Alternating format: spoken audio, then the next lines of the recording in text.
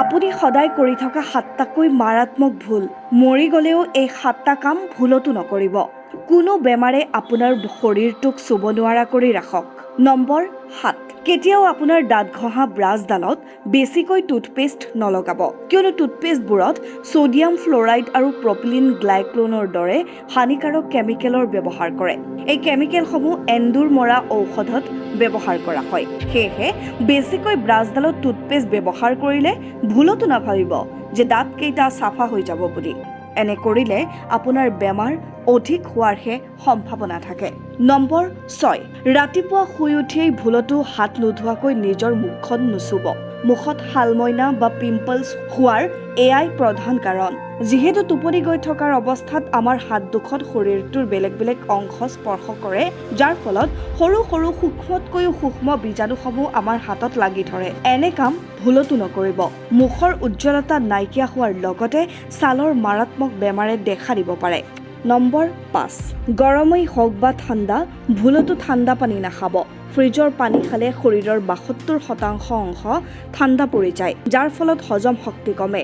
এনে কৰিলে গেছ, বাত বিষৰ লগতে শৰীৰৰ বিভিন্ন অসুখে দেখা দিব। নম্বৰ 4, ভুলতো ভাত খোৱাৰ লগে লগে পানী নাখাব। পেটৰ পৰাই সকলো ৰোগ আৰম্ভ হয়। সেয়ে পেটক সন্তুষ্ট কৰি ৰখাটো আমাৰ দায়িত্ব। যিহেতু খাদ্য খোৱাৰ লগে লগে হজম কৰিবলৈ আমাৰ শৰীৰৰ ভিতৰত উৎপন্ন হয় হাইড্ৰক্লৰিক এচিড।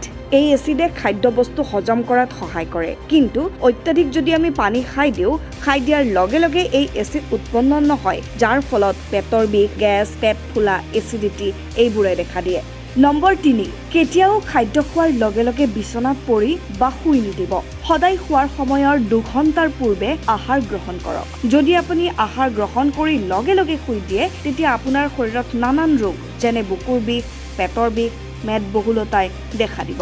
নম্বৰ 2, ভুলতো নিজৰ মোবাইল, ৰিমট, কম্পিউটাৰ, ইলেক্ট্ৰিক ডিভাইচসমূহ চেনিটাইজ নকৰাকৈ ব্যৱহাৰ নকৰিব।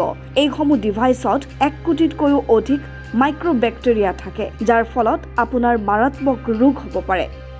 নম্বৰ 1, কেতিয়াও ৰাতি ব্ৰাছ নকৰাকৈ নুশুব। আহাৰ গ্ৰহণৰ পিছত দাঁতৰ গুৰিসমূহত বহু খাদ্য লাগি ধৰে আৰু সেইবোৰ ৰাতিপুৱালৈকে গেলি পচি বিবিধ ৰোগৰ বিবিধ বেক্টেৰিয়া, বিবিধ বীজাণু উৎপন্ন হয়। সেয়ে সদায় বিচনালৈ যোৱাৰ পূৰ্বেই দাঁতকেইটা ঘঁহি ল'ব। মনত ৰাখিব, আপুনি নিজেই সতৰ্ক থাকিলেহে 10জনক সতৰ্ক কৰিব পাৰিব। এই 7টাকৈ মাৰাত্মক ভুল কেতিয়াও নকৰিব। নিৰাপদে থাকক, সুস্থ থাকক। আগলৈ এনেধৰণৰ ভিডিঅ' পাবলৈ চেনেলটো ছাবস্ক্ৰাইব কৰক। ভাল লাগিলে শ্বেয়াৰ কৰক। ধন্যবাদ।